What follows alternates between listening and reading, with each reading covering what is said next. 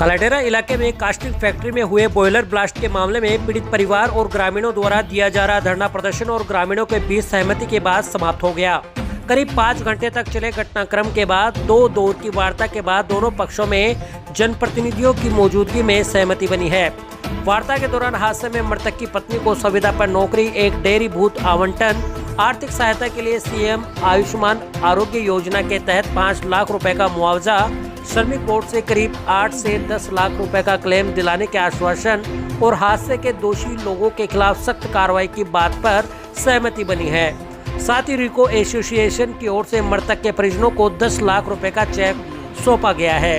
दोनों पक्षों में सहमति बनने के बाद ग्रामीणों ने धरना समाप्त किया। बता दें कि गुरुवार को कालाडेरा स्थित कास्टिंग फैक्ट्री में बॉयलर फटने से हाथनोदा निवासी सुरेश जाट की मौत हो गई थी, जबकि 2 दर्जन मजदूर घायल हो गए थे।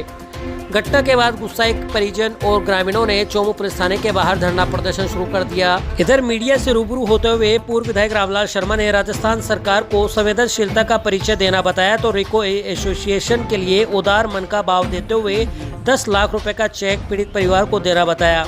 धरने में चोमू विधायक डॉक्टर शिखामिल बराला, पूर्व विधायक रामलाल शर्मा, आरएलपी नेता छुट्टन यादव, शाहपुरा विधायक मनीष यादव, भाजपा नेता उपेन यादव भी मौके पर पहुंचे। इधर ASP Hariprasad Somani, ACP Ashok Chauhan, SDM Dilip Singh, SHO Pradeep Sharma समेत पुलिस जाब्ता मौजूद रहा।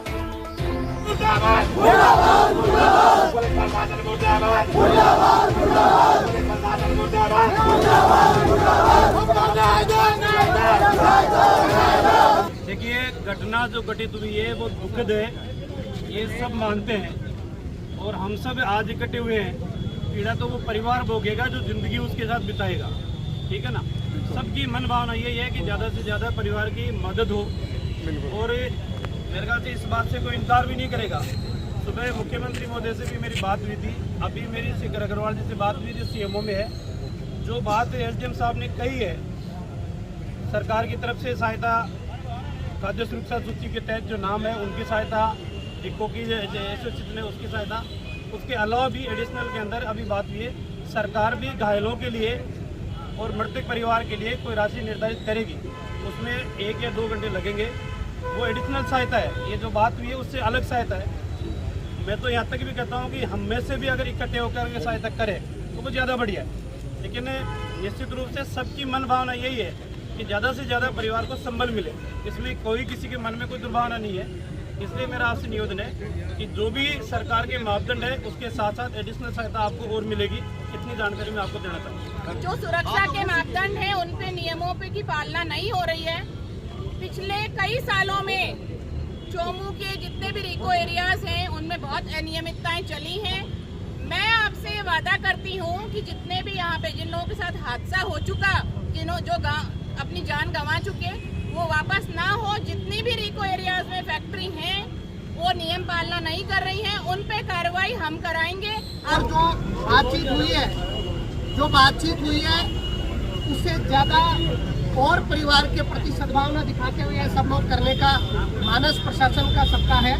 तो मैं एसडीएम साहब से कहता हूँ कि एक बार आपने सारी चर्चा बताएं तो अंदर बात सुन रहा है नहीं, इसीलिए उनकी वाइफ को एक संविदा पे नौकरी देने के लिए हमने सहमति जताई है। साथ ही एक उनको डेयरी का बूथ, ताकि उनको रोजगार मिल सके और उनका परिवार आगे चल सके। हमारी जो मुख्यमंत्री आयुष्मान आरोग्य योजना है उसके तहत उनको 5 लाख रुपए का जो राशि है वो दे होगी। देखिए, घटना दुखद है और ऐसी घटना सबको पीड़ादायक है। सरकार ने संवेदनशीलता का परिचय देते हुए और ये रिको एसोसिएशन है उसने भी उदार मन दिखाते हुए 10 लाख रुपए की सहायता उन्होंने दी है। 5 लाख रुपए जो इंश्योरेंस कवर है उसके अंदर कवर होंगे। श्रम बोर्ड के द्वारा भी जो उनको 7-8 लाख रुपए राशि वो मिल जाएगी। लेकिन साथ में कई परिवार ऐसे हैं जो परिवार इंश्योरेंस कवर एरिया के अंदर शामिल नहीं है। उन परिवारों के प्रति भी सरकार संवेदनशीलता का परिचय देते हुए एक विचार कर रही है तो उन परिवारों को भी संबल के तौर पे वो आर्थिक मदद हो। देखिए, गतिरोध भी कई बार मुद्दों को लेकर होता है, कई बार टेक्निकल चीज भी आती है, कानून भी की पैसिडिया भी कई बार आती है, तो इन सब की वजह से थोड़ी देरी जरूर हुई है, लेकिन एक शांतिपूर्ण माहौल के अंदर ये समाधान का रास्ता निकला है। घायलों के लिए स्पेशल व्यवस्था की है, अलग से बोर्ड के अंदर ट्रीटमेंट है, जो स्पेशलिस्ट डॉक्टर हैं वो उनकी देखरेख कर रहे हैं। कोशिश ये है कि बेहतर से बेहतर इलाज उनका हो और वो काल के ग्रास से निकल कर आए। नहीं, विधायक कोष का इसके अंदर कोई योगदान नहीं रहता है। सरकार की जो योजनाएं हैं उन योजनाओं का ही लाभ उनको मिलता है और उसके अंदर मुख्यमंत्री महोदय की उदार मन से जो स्पेशल सहायता इनको जिन परिवारों को इंश्योरेंस में कवर नहीं हो रहे उनको के लिए भी स्पेशल सहायता राशि दी जाएगी। नहीं, एसोसिएशन की तरफ से आर्थिक मदद की गई है। बाकी जो कानूनी पेचीदगियां है, पुलिस अपना काम करे, इन्वेस्टिगेशन करे, इन्वेस्टिगेशन के अंदर जो दोषी है उनके खिलाफ कार्रवाई करे। जो कल काला डेरा में फैक्ट्री में एक ब्लास्ट हुआ था, उसकी वजह से कई लोग घायल हुए थे। उसमें से जो 7 गंभीर रूप से घायल थे उनमें से एक व्यक्ति की मृत्यु हो गई थी।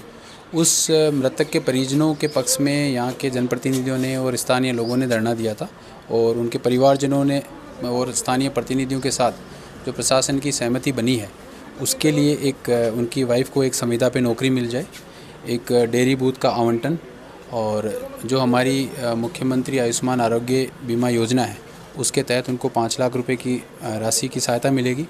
और इसके साथ ही जो रिको एसोसिएशन है इन्होंने एक 10 लाख रुपए का चेक अभी उनके परिजनों को भेंट किया है। साथ ही जो फैक्ट्री मालिक और जो दोषी लोग जो भी हैं उनके खिलाफ कानूनी कार्रवाई की सहमति बनी है।